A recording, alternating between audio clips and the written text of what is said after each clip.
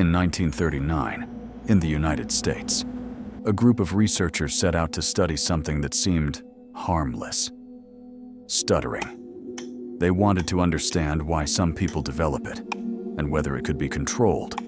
So they designed an experiment. And to carry it out, they chose their subjects carefully. Not volunteers, not adults, children. 22 of them. All orphans, children with no parents, no one to advocate for them, and no way to say no. The researchers divided them into two groups. The first group was treated with kindness, encouraged, praised for how they spoke.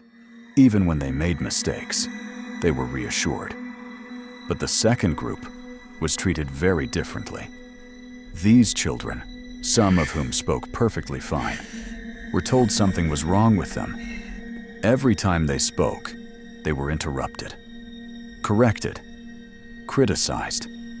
They were told they were developing a stutter, warned not to speak unless they were absolutely sure they wouldn't make a mistake. Day after day, the same pattern repeated. Negative feedback, constant pressure, relentless correction. And slowly, something began to change. The children who once spoke normally started to hesitate, pausing mid-sentence, second-guessing every word. Some stopped speaking altogether. They became anxious, withdrawn, afraid. Not because they couldn't speak, but because they believed they shouldn't. The damage wasn't temporary. For some of them, it lasted a lifetime. Speech problems, severe anxiety, a deep fear of saying the wrong thing.